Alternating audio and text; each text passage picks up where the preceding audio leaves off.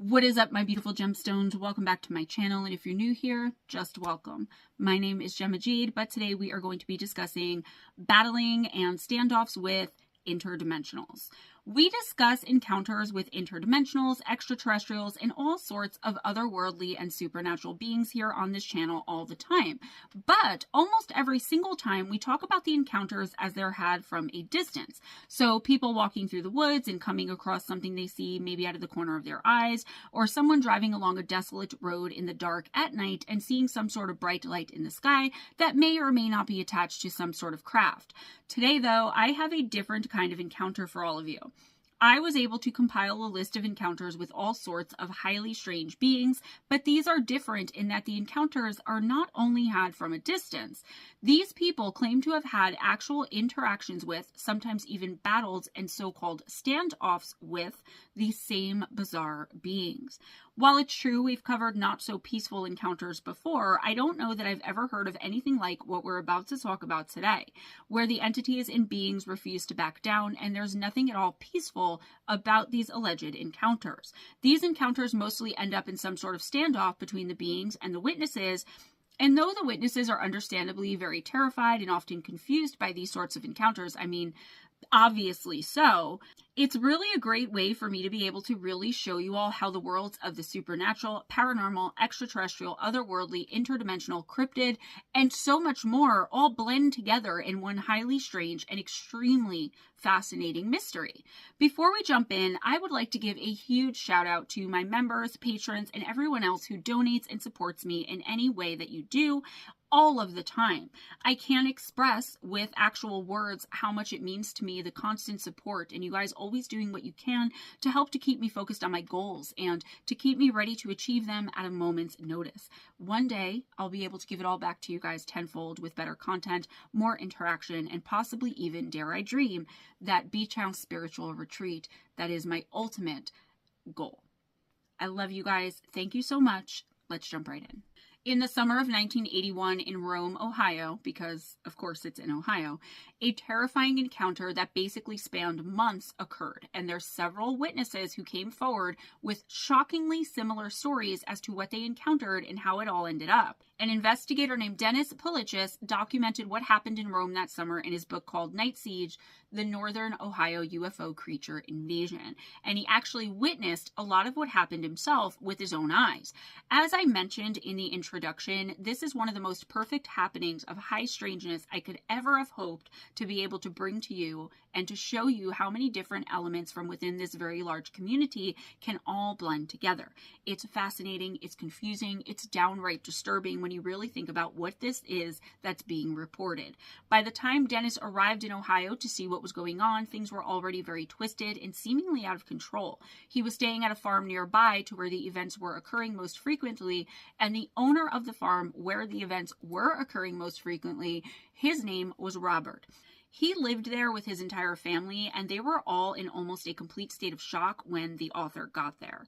This particular family had been the subject of a lot of bizarre and shocking things for months at that point, and they were, I'm sure, at their wits' end with trying to figure out what to do and or how to deal with the situation. When the family found a dead deer carcass on their property earlier in that year, they had no way of knowing that this was actually the beginning of all of the bizarre things that were to come. The deer wasn't just dead, but it was shredded up as though something with extremely large, very sharp talons had ripped it apart and simply left it there. Yes, it was odd, but honestly, they didn't think too much about it at that time. It wasn't until a few months later, in May of 1981, when they realized something sinister, strange, and possibly supernatural was actually happening on their land. In May, a group of Amish men from the surrounding community approached Robert and asked them if they could have permission to chop some wood on his property, and he happily agreed to help them as they were technically his neighbors, and that's just the kind of guy Robert was and the kind of community they were living in.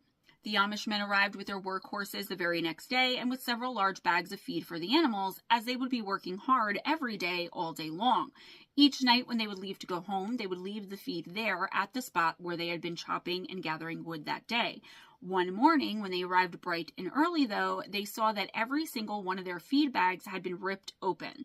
They looked like someone or something, the same thing that possibly attacked the poor dead deer a few months earlier, even though they weren't aware of that, had taken its claws or talons and ripped through the bags. It was as though some crazed wild animal had torn and shredded the bags in an uncharacteristic feeding frenzy.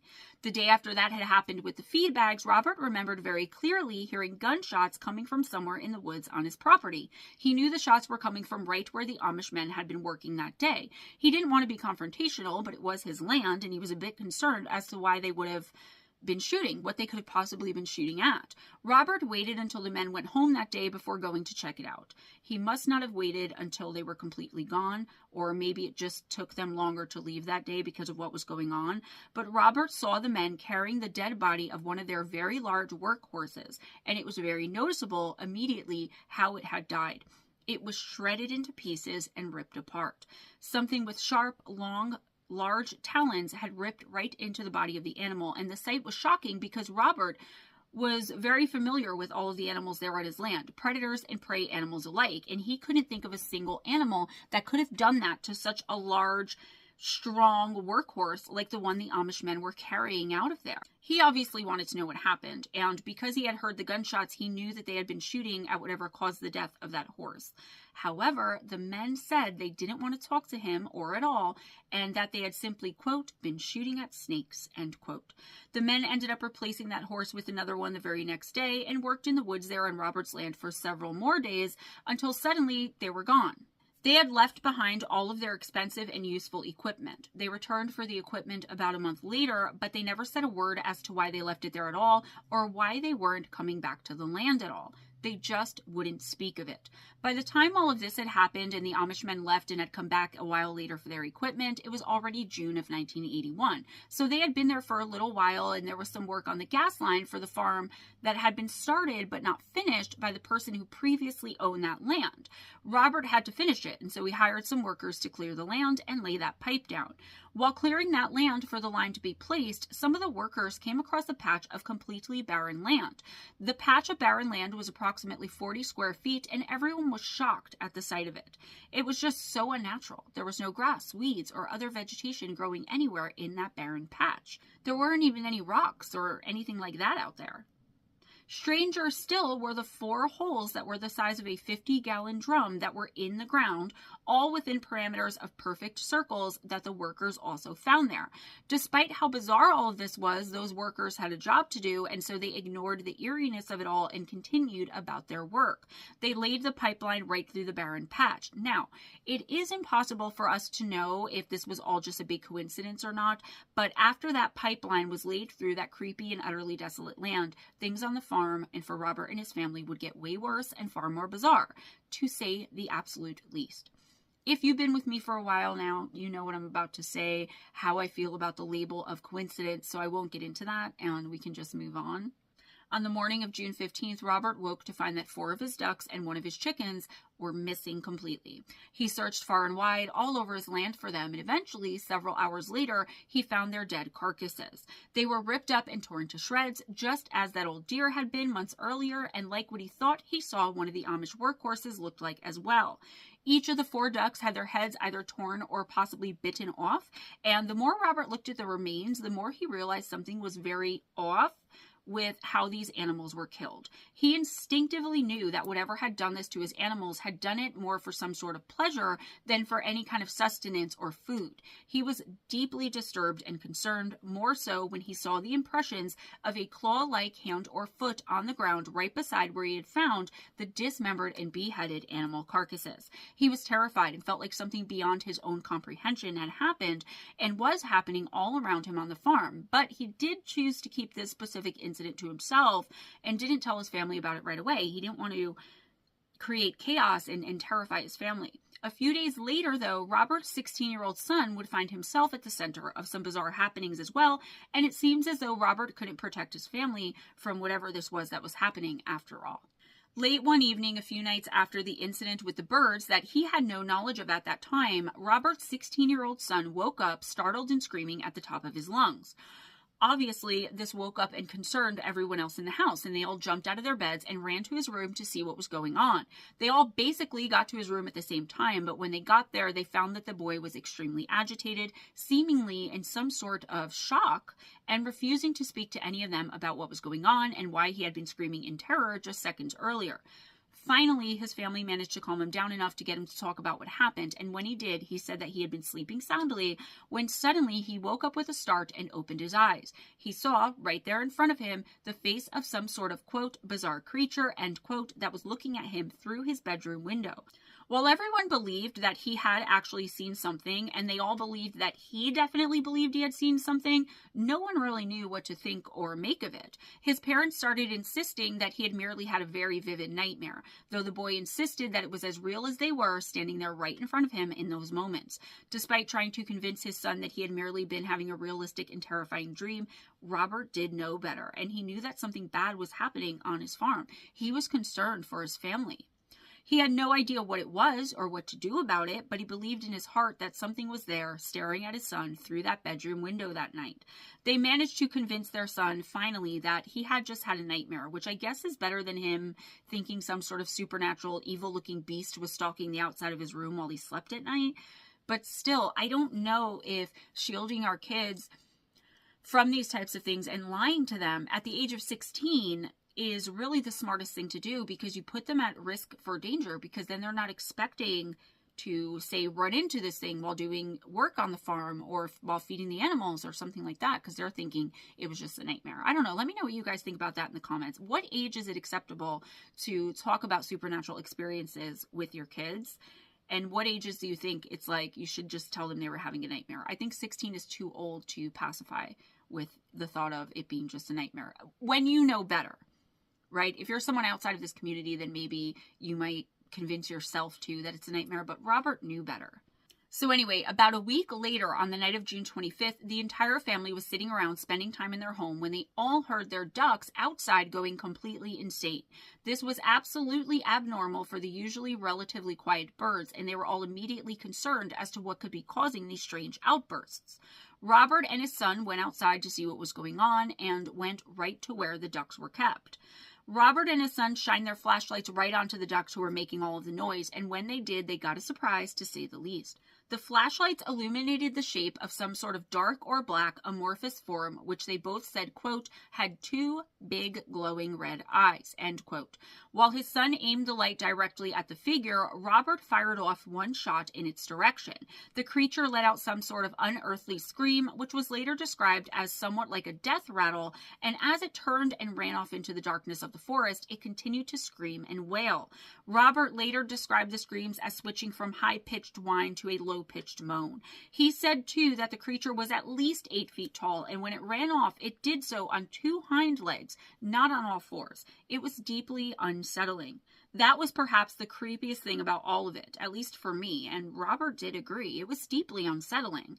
The whole family was so terrified that they stayed together in the living room all night that night, trying their best to stay awake until the sun came up in case the creature came back for some reason, or in case it was going to try to get into the house. They were so scared, and they didn't know what to do, and I really feel for them. Nothing else happened that night, but the next night, the high strangeness and terror on the farm not only continued, but it ramped up significantly. In the early morning hours of June 27th, at around 2 in the morning, the family's dogs started behaving erratically and barking, growling, and snarling frantically outside, which took Robert's attention immediately away from the TV he was watching at the time. He grabbed his flashlight and went out the back door.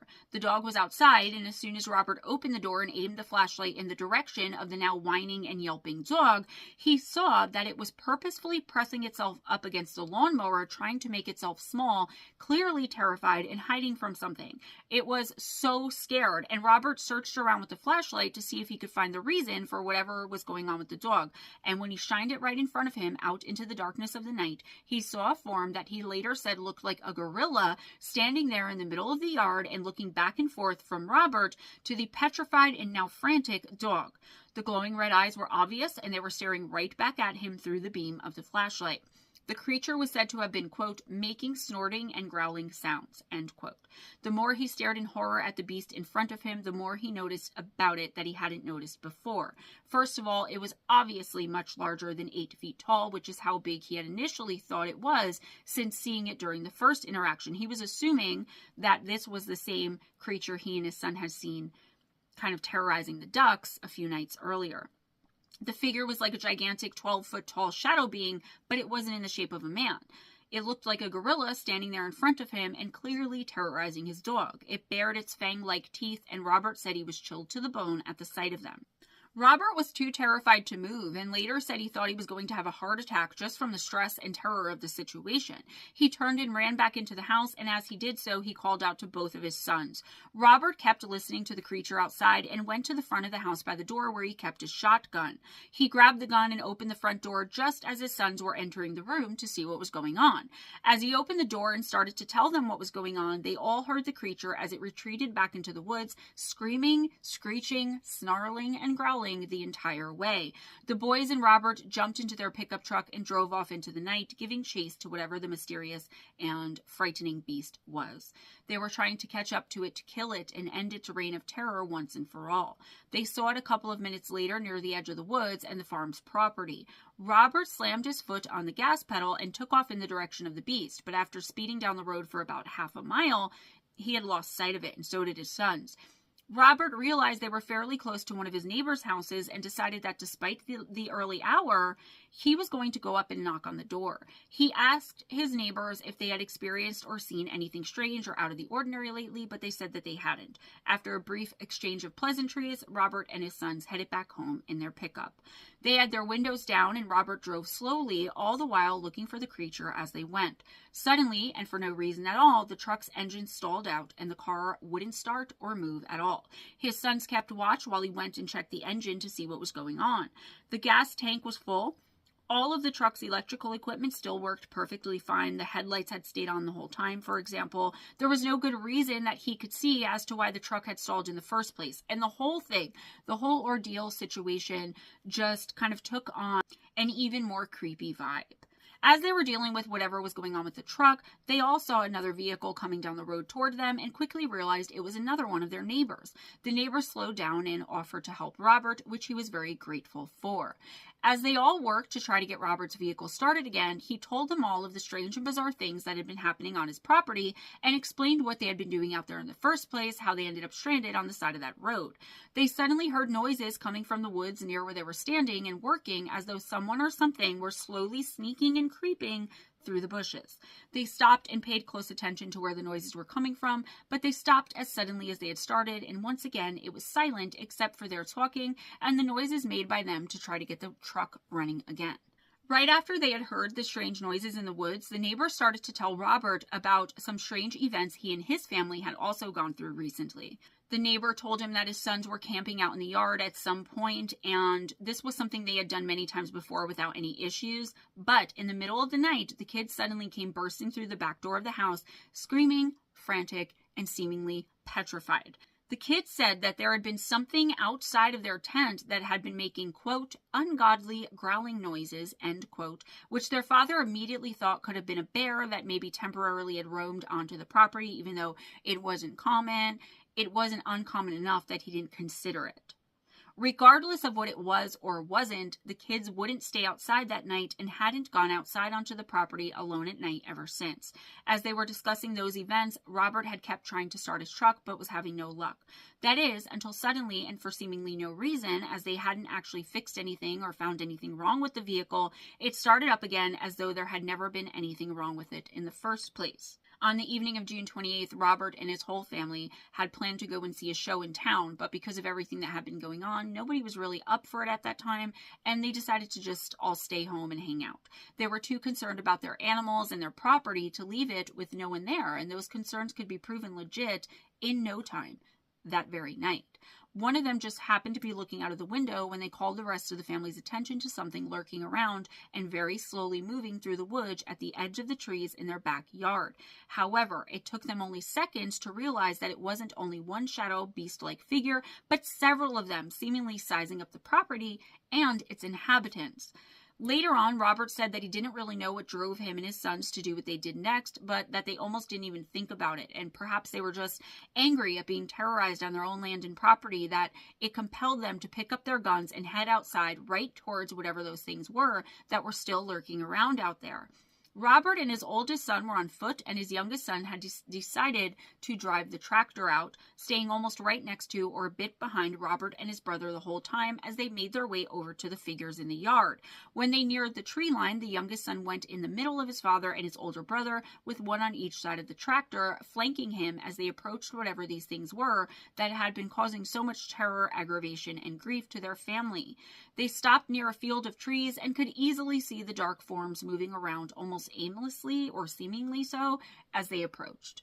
From where they stood, they could see that one of the creatures was holding some sort of bright blue light, and the three of them immediately aimed their weapons toward that creature. However, almost as though the creature had known what their intentions were toward it with their guns aimed at it, the light blinked off and cast them all into almost complete and total darkness again. As soon as that light went out, the men said they could immediately see multiple pairs of red eyes glowing from within and around the trees. Without saying anything to one another, the three of them opened fire at the same time, aiming at the sets of eyes now glaring at them from inside of those trees. The barrage lasted several minutes, and 2 boxes of ammunition were used by the men in the attacks, and when they all stopped firing, they could see that one of the figures had been seemingly hit as it was lying on the ground instead of standing on its hind legs as it had been when they started shooting at it. The figure was lying on the ground not too far away, right near a pond that was on the property. The men opened fire once more, but this time the creatures or beings weren't going to just stand there and be attacked. The men could see all of the pairs of glowing red eyes suddenly and very quickly moving closer toward the ground, as though whatever those things were, they were smart enough to try to take cover from the bullets within the trees. One of the pairs of eyes began to move swiftly towards where they were shooting, and watched as it grabbed the one that was lying on the ground, running into the pond with it to take cover. The men were shocked, but they stopped shooting and took out their flashlights. They shined their beams all around and on top of the pond, but could no longer see not only the creature that grabbed the wounded creature and visually jumped into the pond, but none of the other creatures were visible as well. There were no signs that anything had just entered the pond either, especially not 2 giant monstrous creatures. The men discussed briefly how useless their guns were seeming to be in the situation, as it seemed like they weren't deadly to the beings or whatever they were. And with seeing no more of the creatures anywhere around them, they headed back up to their house. They reloaded their weapons anyway, but I guess that's just because it might have made them feel safer at the very least. And all 3 of them climbed onto the roof with their guns at the ready, planning on keeping watch the entire night to protect themselves, their home, their land, and their wife. Right around the time all of this happened, which they referred to as, quote, the pond incident, end quote, is when investigator Dennis Polichis arrived on the farm. He knew immediately that the family were telling the truth and said it was evident in the little things he noticed about the property. For example, he saw the ladders propped up against the house leading to the roof, where they claimed to have been keeping watch with their weapons all night long, all of the time. He also saw makeshift snipers' nests on the roof itself, made by the 3 men. There were multiple, and I mean a lot, of spent shell casings scattered throughout the property, almost all of them in the areas where they should have been had Robert and his family been telling the truth about what they'd been experiencing. Amazingly, Dennis also found some footprints in the fields all around the house itself that Robert and his family hadn't noticed before. He described them as, quote, large circular footprints with 3 toe-like extensions, end quote. After examining the footprints more closely, Dennis determined that whatever had made them had an incredible 6-foot-long stride. He noted another highly strange detail as well. The footprints would only go so far, and then they would disappear and reappear a short distance away, but longer than the 6 feet it would have taken for whatever made the footprints to have taken 1 step. Essentially, or at least this is what I took from this, it seemed as though whatever was making the footprints was phasing in and out somehow. It would be there walking around for a little bit, and then it wouldn't be there anymore, only to reappear again at another point. Dennis somewhat agreed, thinking that the creatures were either taking great leaps in the midst of walking normally, randomly, or they were transporting themselves several feet ahead somehow. After spending some time talking to the entire family and investigating the property itself, Dennis came to the conclusion that the family wasn't dealing with one set of creatures, but possibly two or even more. He theorized that the shadowy creatures that sometimes held the blue beams of light were different from the ones with the red eyes. Separate but somehow connected, is how he put it. Dennis was there for several weeks investigating the family's claims, and eventually he would see the creatures for himself, which was all the proof he needed after that, obviously. He noticed himself that the figures with the blue lights had, quote, a soft white glow, end quote, all around them. He wrote, quote, these strange light sources and mysterious black forms are a common thread among many UFO/creature encounters, end quote. Not too long after Dennis arrived on the farm, his team and the family all witnessed something very strange and thought-provoking that further suggested the events and creatures the family had been dealing with and witnessing were in fact connected to some sort of extraterrestrial activity. They were all up on the roof at one point, keeping an eye on the surrounding woods and waiting to see if the creatures would return, when they all saw with their own eyes, quote, the trees lit up as bright as day in pure and clear white color, end quote. The light remained there for approximately 5 minutes before blinking out all at once and leaving everything in darkness again. On the night of June 29th, there would be 2 police reports filed that documented the strange happenings on the farm that night. 2 calls were made to the cops that night, one at around 5 p.m. and the other about 6 hours later at 11 p.m. The searches done by the cops uncovered several huge sets of footprints and, quote, various ground disturbances, end quote. In other words, and just to simplify, there had definitely been something out of the ordinary on that property that night. I could not find anything more in-depth than what I just read to you about whatever happened that night, why they felt so scared or so compelled to call the police. 2 nights later, something else would happen, and it would increase everything in intensity from then on. On July 1st, 2 of the men in the family were on the roof keeping watch, as they had been doing every night for nights on end at that point. From the roof of the main house, they noticed evenly spaced spherical lights hovering a short distance above the trees at the edge of their land. They watched the lights change colors from red to blue and then to yellow, ending up back at red again. They said after a few rounds of those 3 colors, the light shone a color they'd never seen before and therefore couldn't really describe or put a name to it. They said it was somewhat like black, but not really, and it wasn't a color that we know of here in our world, on our planet, in our 3rd dimension, etc. Then, suddenly, a huge beam of white light came shooting out of one of the spheres, and as soon as it hit the ground, the whole entire area lit up as brightly as if it were daytime and the sun were shining. The lights suddenly all blinked out at the same time several moments later, and when they did, the men on the roof could see a bunch of those same, very large, shadowy figures lurking around the woods in that same area where the bright light had just lit everything up.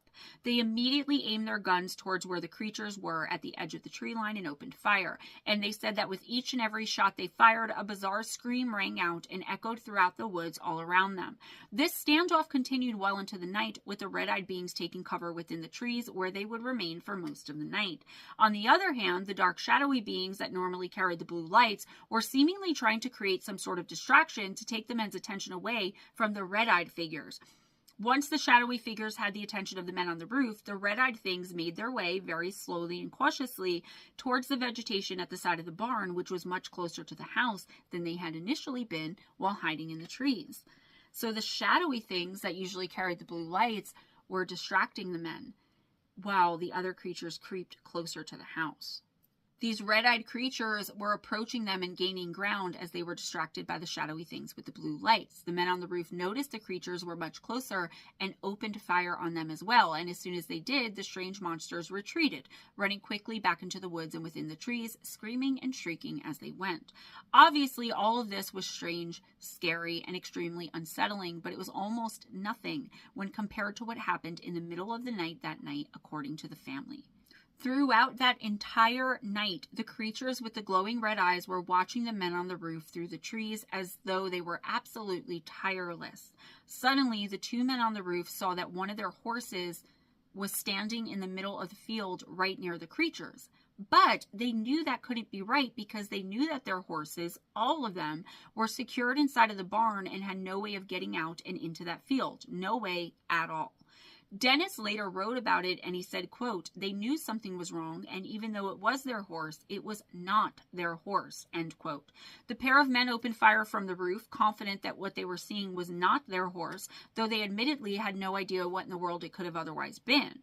The bullets hit the target, which was the image of the horse, but instead of dropping to the ground like a horse normally would when shot with a gun, it instead began to scream and screech, just like the crazy noises the entities had always made when hit with bullets up to that point. After it was done screaming, the horse then began to growl, and right before their eyes, it morphed from the image and shape of a horse into one of the dark creatures. It ran for the cover of the trees, running toward the others of its kind. It screamed the entire time it ran.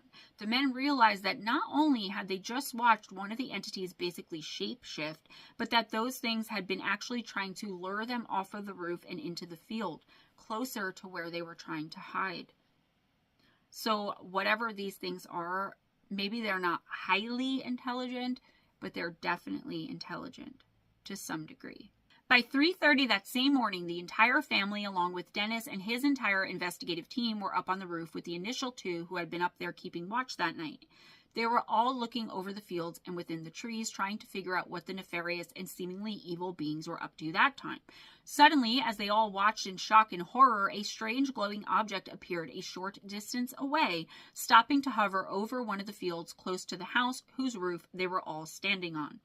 The youngest son suddenly fell and claimed a beam of light came out of the UFO and shot him in the chest, causing him to lose his balance. Luckily, another member of the family caught him and helped him steady himself before he could fall off the roof, or something else equally as dangerous could have happened. For the next 24 hours, that young man suffered a very severe migraine. But the bizarre and terrifying events of that night were still far from over. An hour later, so at around 4:30 that same morning, and while the strange craft with the bright light still hovered over the field near the house, another object came seemingly from out of nowhere in the sky, and this one looked like a glowing hot coal as it did so. It descended into the trees and landed in one of the clearings.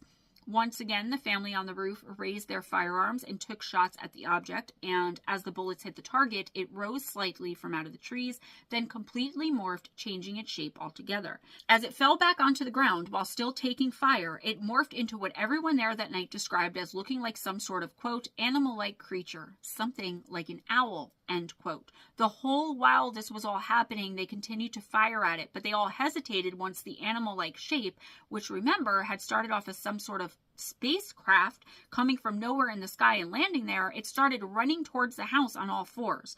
They said, quote, it got up and ran down the wood line on all fours, end quote.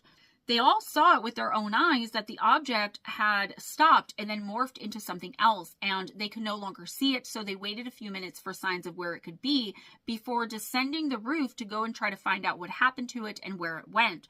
Once they got to where they thought that thing had run to, they didn't find it, but they did see an impression in the ground, quote, that looked like something heavy had fallen onto the ground there, end quote. As the family and the investigative team explored the ground in that area looking for clues, a box-shaped object passed over their heads about 200 feet above them. When they looked up, they saw a small red light on the underside of the craft and a blue light all around the bottom of it. Robert raised his gun and fired up at it, and when he did, everyone heard what sounded like breaking glass, and the little red light immediately went out. The object kept moving into the distance and quickly disappeared from sight altogether, but it still wasn't over, and on the night of July 3rd, that night would bring even stranger disturbances to the farm than anything they had experienced before. As usual, Robert and his sons were up on the rooftop overlooking the woodlands on the farm when suddenly an odd fog sprung up out of nowhere. It closed in on them, but they said they didn't know how to explain the fact that this, quote, strange fog, end quote, was only contained to the main house where they were keeping watch on the roof and wasn't anywhere else on the property as far as they could see or tell. It was so thick no one could see past several feet in front of them. The next day, Dennis investigated the field and found more strange footprints, this time with some appearing to have 5 toes. This suggested that there was now or had always been a third type of creature involved in all this. All around those 5-toed footprints, the grass seemed to, quote, swirl around, end quote, in a counterclockwise direction, and no one, including Dennis or anyone on his team, could explain that. The events continued, and one night Dennis and one of his colleagues, a man named Willard McIntyre, found themselves being confronted by one of the shadowy beings sometime later on in July. On the night in question, the two of them were walking around the perimeter of the property and found themselves at the edge of one of the fields. They investigated around the trees and then turned to go back to the main house. Out of nowhere, and before they could get very far, quote, a glowing figure, end quote, stepped out of the bushes, and the family who were on the roof keeping watch over everything also saw this figure and immediately opened fire on it. The being fell to the ground right in front of Dennis and Willard. The family and the two men all ran over together to where the thing had dropped, but when they got there, they found nothing but a heavy-looking impression from where it fell. They had no clue as to where it could have gone or when it could have gone, since Dennis and his friend had been there watching it on the ground the whole time, waiting for the family to get there to investigate it with them. It looked like a makeshift path had been forged through the vegetation in the area, in the tall grass, leading the creature away from the human beings in search of it. This suggested to all involved that the creature had somehow dragged itself away from the area where it had been shot, but it had to have done so incredibly quickly, while Dennis and Willard were distracted for just a second looking at the family as they arrived in the area, not to mention how quiet it would have had to been for as big as it allegedly was. They threw a rock into the trees to see if they could get a response, but seconds later, the rock came hurling back out of the woods and landed several feet in front of where they were standing. It was watching them, or at the very least, something was watching them from out there in those darkened woods. As they all looked around, they suddenly noticed the appearance of the now all too familiar sets of red eyes, watching them silently from the forest. They then turned and were all seemingly headed in the same direction, which everyone there thought might have been that they were going to where the injured one that had just dragged itself was. So they were going to once again help the friend like the one did with the one that got shot by the pond. All of the humans involved here were terrified and made their way back to the house so that they could sit on the rooftop, armed, and watch the woods for the rest of the night. That night, the pairs of red eyes constantly moved all around the woodlands and all throughout the trees. Every once in a while, one of them would emerge just enough for the humans to see it, and then it would stare at the rooftop at the edge of the woods for several moments, and then turn and make its way back into the trees.